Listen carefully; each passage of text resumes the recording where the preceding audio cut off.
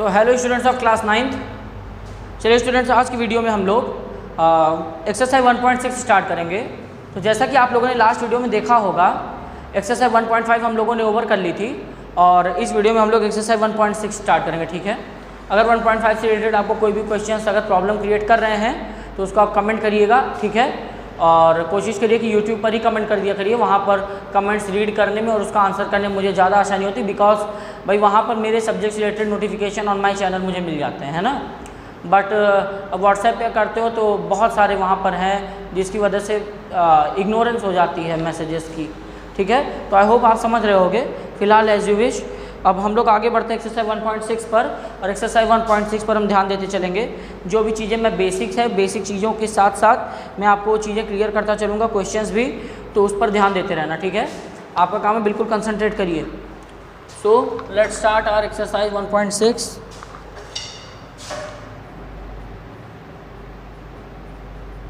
Exercise 1.6, आइए देखते हैं कि कौन से ऐसे क्वेश्चंस हैं जो कुछ प्रॉब्लम क्रिएट कर सकते हैं, मे बी पॉसिबल। ठीक है, सो प्रैक्टिस नहीं तो प्रॉब्लम तो क्रिएट होगी। तो मैथ का सबसे बेस्ट फंडा क्या है? Do as much as practice as much you can. ठीक है, सो लेट्स स्टार्ट एक्सरसाइज 1.6। और 1.6 में कुछ जो बेसिक फार्मूलाज हैं हम उनको देख लेते हैं। जैसा कि मान लो कि इस फॉर्मेट में ए कोई भी एक इंटीजर है। ठीक है, इंटीजर नहीं, मान लो कि ए कोई भी एक नेचुरल नंबर है। ओके, एक नेचुरल नंबर है। अगर ए की पावर m है और वहीं ए की पावर n, कुछ ऐसा फॉर्मेट अगर आपको दिख जाता है तो इसको हम क्या कर देते हैं, ए की पावर m प्लस n कर देते हैं। ओवरऑल कहने का मतलब ये है कि अगर आपको दो डिजिट्स मिल जाती हैं जिनके बेसिस सेम हो, ठीक है, इसलिए मैंने पहले इंटीजर का ही नाम ले लिया था।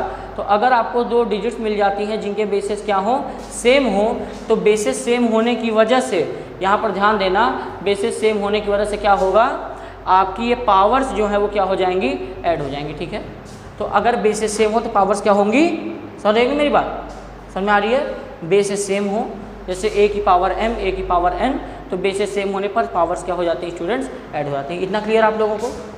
कोई प्रॉब्लम तो नहीं यहाँ तक? ओके, चलिए ठीक है, आगे देखो और क्या क्या होता है। अगर बेसिस, जैसा कि मैंने इसका एग्जांपल भी आपको साथ में दे देता हूँ। जैसे मान लो अगर लिखा है 2 raise to the power m, नहीं, अगर मान लिखा है 2 की पावर 2 इंटू 3 की पावर 5, तो ये क्या हो जाएगा, ये हो जाएगा 2 साथ ही साथ बाई 2 की पावर 2 प्लस 5, है ना। हाँ, यस सर, हो जाएगा, हो जाएगा। अभी मैंने क्या कहा, ध्यान से सुनो। अभी मैंने कहा कि जब बेसिस सेम हो, क्या यहाँ पर बेसिस सेम है? यहाँ पर बेसिस 2 और 3 है ना, बेसिस अलग अलग है ना, तो पावर्स कैसे ऐड होंगी? यहाँ पर बेस मतलब पावर जो एक्सपोनेंट, ये एक्सपोनेंट कहा जाता है इसको, और ये क्या होती है, बेस होता है। ठीक है, तो अब ध्यान से समझो कि अगर 2 की पावर 2 मल्टीप्लाइड बाई 2 की पावर 5, मतलब 2 raise to the power 2 multiplied by 2 raise to the power 5 लिखा हो, then only this case happens that the powers will be added like this, that powers will be 2 raise to the power 2 plus 5। Okay, it will be 2 raised to the power 2 plus 5. Now it will become 2 raised to the power 7. Is it clear to all of you? Okay, I hope so. So let us move on. Let us take the next example. What is it? For example, there is the power, यहाँ पर 3 की power क्या है, -5 and multiplied by 3 raised to the power -2. Now what will be the answer? Now the rule will be same, the same rule will be applied in this question also. So I hope you are understanding it. Okay, these are the basic questions, not so tough that you are getting so much problem. ठीक है, do not feel so much problem. अच्छा, अब यहाँ पर ध्यान दो, तो 3 की पावर क्या हो जाएगी, -5, मैंने क्या कहा, बेसिस सेम हो, पावर्स ऐड हो जाती हैं, तो 3 की पावर क्या हो जाएगी, -5 plus -2. Now it will become 3 raised to the power -5. Now what is the multiplication of plus and minus? It is minus, so plus minus minus it will become 2. It means 3 raised to the power -7. Is it clear to all of you or not? If it is not clear, do the comment below. चलिए आगे देखते हैं। तो ये powers जब power same होंगी, very sorry, जब basis same होंगे तो पावर्स क्या होंगी, ऐड हो जाएंगी। ठीक है, अब ध्यान देते हैं आगे और क्या रूल्स हैं जो हमें जानने जरूरी हैं। जैसे अगर लिखा है a की पावर m अपॉन a की power n means a raise to the power m upon a raise to the power n। Now what does this mean? In this question as you are seeing that bases are same but the condition means the relation between these two bases और the condition between these two relations are or the relation between these two variables, you can say it is in division. According to last question they both were in multiplication, no, but now in this case they both are in division. So as you see that what will be, the powers will subtract, the power will subtract from the upper power. Let us see what will happen. यहाँ पर a की power m है, यहाँ पर a की power n है, तो देखो दो तरीके से आप कर सकते हो। देखो एक बात तो ये है कि a की पावर m ऐसे लिखा रहने दीजिए और a raise to the power n जब भी कोई डिजिट अपनी पावर को लेकर ऊपर आती है तो वो इन्वर्स में चेंज हो जाती है। What does this mean? ऊपर आना ही उसका इन्वर्स ही है, या ऊपर से नीचे जाना उसका इन्वर्स ही कहा जाता है। ठीक है, उसकी पावर क्या होती है, इन्वर्स में हो जाती है। तो a raise to the power n जब ऊपर जाएगी तो ये हो जाएगी automatically a raise to the power minus n। देखो हुआ क्या कि इन दोनों के बीच में अभी रिलेशन डिवाइड का था, अभी क्या हो गया, मल्टीप्लाई का ना हुआ ना। तो ये पावर्स क्या बन जाएंगी, a raise to the power m plus, भाई देखो फिर से बेसिस से में पावर्स ऐड होंगी, तो ये क्या हो गया, a raise to the power m minus n। क्या कोई प्रॉब्लम यहाँ तक क्लियर है आप लोगों को ना? Very good. अच्छा, एक तो ये तरीका हो गया। दूसरा तरीका डायरेक्ट मेथड यही है कि a raise to the power m upon a raise to the power n। सीधा सा मतलब है कि बेसिस सेम हो तो पावर सब्ट्रैक्ट हो जाती है। कैसे? डायरेक्टली आप लिखोगे a raise to the power m minus n। तो मल्टीप्लिकेशन रूल बनाकर देखो, मेरा काम है आपको उस चीज़ को अंडरस्टैंड कराना, रटाना नहीं। मैं आपको उसको बाय हार्ट करने के लिए नहीं बोल रहा हूँ। I am telling you to understand its concepts. Clear out your concepts, that will be much better for your life. ठीक है, किसी भी स्टेप पर if your concept is clear then you will face no problem. Okay, so let us move on to our next questions. तो यहाँ तक आप I think यहाँ तक समझ गए होंगे, कोई प्रॉब्लम तो है नहीं। चलिए तो अपने नेक्स्ट रूल पर ध्यान देते हैं, और भी क्या रूल्स है जो हमें समझने ज़रूरी हैं। अच्छा, कुछ कंडीशंस भी हैं जो आपको यहाँ पर जान लेना इम्पॉर्टेंट है। क्या जान लेना इम्पॉर्टेंट है? एक चीज़ ध्यान दो कि यहाँ पर एक कंडीशन फॉलो होती है, m में से n माइनस होने का मतलब क्या कि भाई m बड़ा होना चाहिए n से, तभी तो यहाँ पर पॉजिटिव इंटीजर आएगा। तो यहाँ पर केस में आप यहाँ पर कंडीशन लिख सकते हो m should be greater than, m क्या है, n से बड़ा है, दैट्स वाई।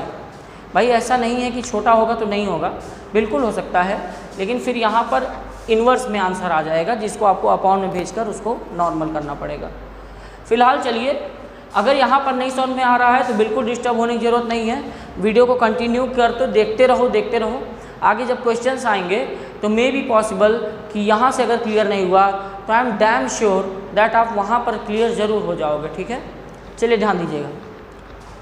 तो देखिए अब यहाँ पर अब हमारा नेक्स्ट क्या है, नेक्स्ट हमें रूल क्या जानना चाहिए कि अगर कभी ऐसा लिखा हो, देखो ऐसा नहीं कि आपको ए लिख कर आएगा, आपको तो डिजिट्स लिख कर आएंगी ना, 2 3 4 5 6 एंड ऑल, ऐसे डिजिट्स लिख कर आएंगी। ये तो मैं आपको एग्जांपल दे रहा हूँ कि ए की जगह कोई भी इंटीजर हो सकता है, उसकी पावर m और n भी, they can be any integer. Okay, तो अगर ऐसा दिया है तो कि इसकी पावर m है और इसकी होल पावर n है, तो it means that power will multiply with each other, a raise to the power m into n। अगर a की पावर m है और उसकी होल पावर में n है तो वो मल्टीप्लाई हो जाएंगे a m इंटू n। और क्या है, अब जैसे मान लो कहीं लिखा है, मैं अभी सबके एग्जांपल आपको दूंगा, कहीं लिखा है a raise to the power m into b raise to the power m, तो हम लिख देंगे a b की होल पावर क्या है, m। ठीक है भाई, दोनों की पावर m है, ब्रैकेट ओपन होगा, पावर दोनों में डिस्ट्रीब्यूट हो जाएंगी। तो ये इसके ऊपर वाले के रूल के बारे में हमने बात करी थी, चलो फिर से समझ लेते हैं।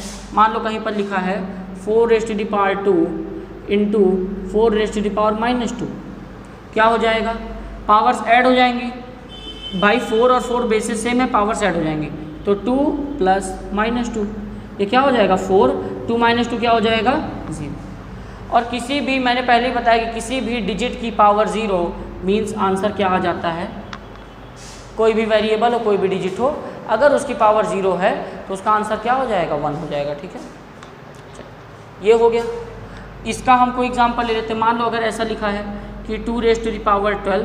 भाई आगे चल के अभी आप क्लास 9 में अभी आपको फिजिक्स में कुछ ऐसे क्वेश्चन सॉल्व करने होते हैं जहाँ पे आपको इन मेथड्स का बहुत इंपॉर्टेंट यूज़ पड़ता है। कई बार आप जब अभी सॉल्व करोगे क्वेश्चंस, तो जैसे मान लो यहाँ पर 10⁻9 लिखा है, यहाँ पर 10⁻7 लिखा है, बेस सेम है, फटाक से हम क्या करेंगे सॉल्व कर देंगे। क्या हो जाएगा देखो 10 अभी मैंने बताया कि अगर बेसेस सेम हो तो पावर सब्ट्रैक्ट होती हैं अगर डिवीज़न में उन दोनों का रिलेशन हो। तो 10 9 पावर 9 है, सब्ट्रैक्ट होगी मतलब माइनस, और 7 के साथ भी साइन है माइनस का। अब देखो ये क्या हो गया 10⁻9 माइनस क्या हो गया प्लस 10⁻ क्या हो गया students 16। Is it clear to all of you? मेरे ख्याल से कोई प्रॉब्लम नहीं हो रही है, लेकिन ये तभी होगा, मैं बार बार बता रहा हूँ, ऐसा तभी होगा व्हेन बेसिस आर सेम। जब बेसिस मतलब जो नंबर्स जिनकी पावर की बात हो रही है वो कैसे हों, वो क्या होने चाहिए, वो सेम होने चाहिए। और एग्जांपल्स देख लेते हैं, जो मैंने आपको रूल्स बताए उसके एग्जांपल देख लेते हैं और समझ लो। जैसे मैंने बताया a⁻m, अब जैसे मान लिखा है 2⁻3 और इसकी होल पावर लिखा है 2, तो क्या हो जाएगा 2⁻3 इंटू 2 बाई ब्रैकेट, ये मल्टीप्लाई हो जाती पावर, ठीक है, ओवरऑल हो जाता है 2�6। यहाँ तो कोई प्रॉब्लम नहीं ना, वेरी गुड। आगे देखिए, अगर मान लो लिखा है 3⁻2 इंटू 3⁻3, तो ये क्या हो जाएगा, देखो यहाँ पर क्या है, अच्छा very sorry I am getting the wrong example. मान लो ऐसा लिखा है 3⁻2 इंटू 2⁻2, ऐसा लिखा है, तो हम क्या करेंगे, इन दो भाई दोनों की पावर सेम है तो हम लिख सकते हैं 3 इंटू 2 होल पावर 2। भाई दोनों की पावर सेम है तो हमने होल लिख दिया, मतलब इसको ओवरऑल लिखा जा सकता है 6 का स्क्वायर। यहाँ तक कोई प्रॉब्लम आप लोगों को? I don't hope so that यहाँ पर कोई प्रॉब्लम होगी, बहुत ईजी पार्ट है ये और ये आप लोग समझ रहे होंगे। तो यहाँ पर आपके जो बेसिक रूल्स थे इस चैप्टर को सॉल्व करने के वो आपके ख़त्म होते हैं और आगे मैं आपको और उसके साथ ही साथ क्लियर करता चलूँगा, ठीक है। चलो एक चीज़ और बता देता हूँ, ध्यान से सुनिएगा। ये हो गया, सब लोग समझ गए हो, वेरी गुड। वीडियो में अगर स्टूडेंट समझ में आता है तो कमेंट करके बता दिया करिए, ठीक है, कि हाँ सर जो पढ़ाया आपने ठीक था, समझ में आ गया। नहीं समझ में आता है तो बल्कि वो ज़्यादा बताया करिए, समझ में आता है तो वो मत बताओ चलेगा, लेकिन नहीं समझ में आता है तो उसको ज़रूर बताओ कि सर नहीं समझ में आया, ये क्वेश्चन नहीं समझ में आया, ये पार्ट नहीं समझ में आया। यूट्यूब पे कमेंट करना सबको पता होगा ना, I know this much you are advance, ठीक है, इतना आपको पता है, आई नो। सो आगे देखते हैं।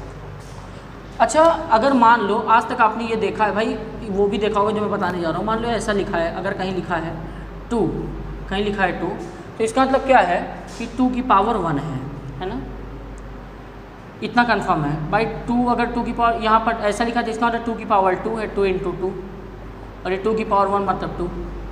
अच्छा, कहीं 2 की पावर 3 लिखा है, 2⁻3 लिखा है, दीजिए बोल देते हैं 2 इंटू 2 इंटू 2, मतलब कि भाई 2 की पावर 1 का मतलब 2 की पावर क्या है, यहाँ पर 1 है, अकेला है। यहाँ पर 2 की पावर 2 मतलब 2 दो लोग 2 सेम पावर के साथ 2 हो गया है, और 2 अब 3 हो गया, ठीक है, उसकी पावर ट्रिपल हो गई।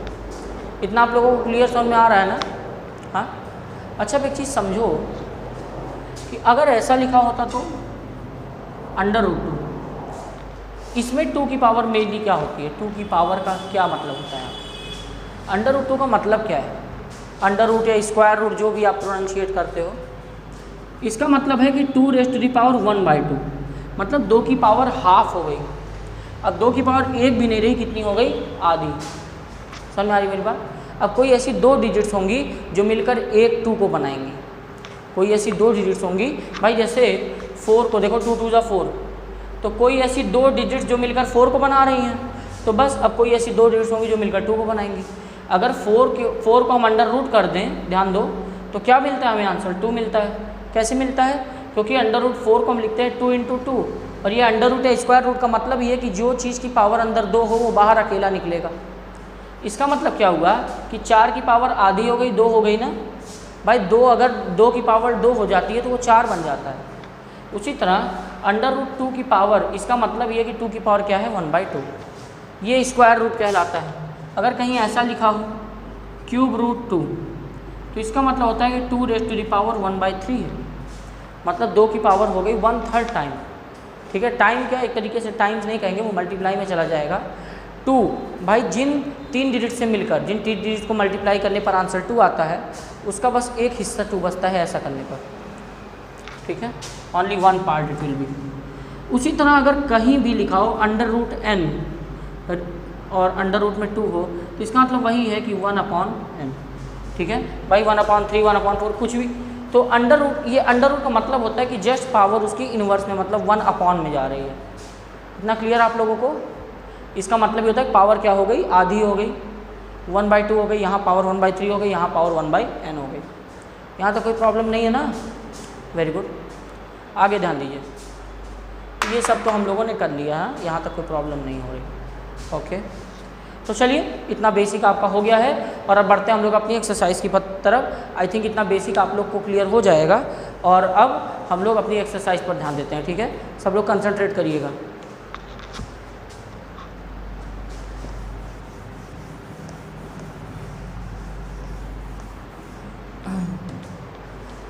चलिए अब ध्यान दीजिए, तो एक्सरसाइज क्या है, तो 1.6 सब लोग ओपन कर लो अपनी बुक में। ठीक है, 1.6 सब लोग ध्यान दीजिएगा। 1.6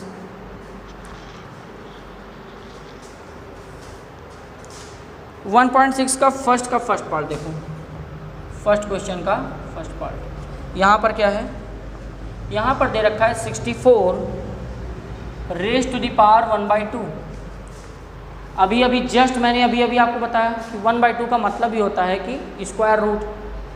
इसको हम ऐसा भी लिख सकते हैं, ठीक है, या फिर इसे हम और क्या लिख सकते हैं, तो जैसा कि हम इसे लिख सकते हैं 64 को 8 का स्क्वायर नहीं लिख सकते, कोई प्रॉब्लम यहाँ तक कोई नहीं ना? हम इसे 8 का स्क्वायर भी तो लिख सकते हैं और 64 की पावर 1/2 तो 8 की स्क्वायर की पावर क्या हो जाएगी 1/2। तो इसका मतलब कि 8 2 × 1/2, 2 से 2 क्या हो जाएगा कैंसिल, यहाँ पर बचेगा क्या? कोई प्रॉब्लम तो मेरे ख्याल से नहीं होनी चाहिए यहाँ तक ना? क्लियर है भाई? आपके सामने है देखो। अब और दूसरे मेथड से तरीके बता देता हूँ। 64 1/2 इसको हम क्या लिख सकते थे, अंडर रूट 64। आपको पता है कि 64 8 का स्क्वायर होता है, 8 × 8, और जैसा कि मैंने बताया कि अंडर रूट के अंदर कोई भी चीज़ 2 बार है तो बाहर निकलेगी तो अकेली हो जाती है, 1 बार हो जाती है ना? क्लियर? तो चाहे उस तरह निकालो चाहे इस तरह, कोई प्रॉब्लम नहीं होनी चाहिए। बस आपको थोड़ा सा, हाँ अब ये है कि भाई इतना तो बेसिक नॉलेज होना चाहिए। 64 स्क्वायर होता है, पावर 2 कर देंगे तो एट लास्ट 1/2 से कैंसिल होकर 1 बचेगा, तो इतना तो आपको क्लियर होना चाहिए ना? ये सब बहुत बेसिक नॉलेज है स्टूडेंट्स, तो थोड़ा सा पढ़ाई से दूर मत भागो, पढ़ाई से जुड़े रहोगे ये सब चीज़ें ईजी लगती हैं। ठीक है, बहुत बेसिक चीज़ें हैं ये सब। अगर आप क्लास 9th स्टैंडर्ड में हो तो it is up to the level of class 4th and 5th, not more than that, उससे भी छोटा ही है ये। ठीक है, चलिए आगे ध्यान देते हैं। अगला क्वेश्चन देखो, काफ़ी अच्छा क्वेश्चन है। Second question is given 32 raise to the power 1/5।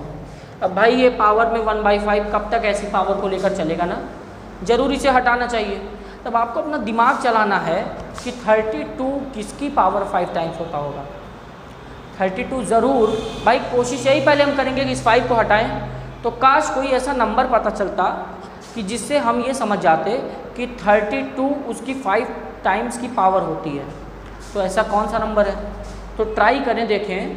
तो जहाँ तक हमें लगता है कि अगर 2 को 2 × 2 × 2 × 2 × 2, 2 2 × 4, 2 × 8, 2 × 16, 2 × 32, अगर हम 2 की पावर 5 लिखें तो 32 आता है।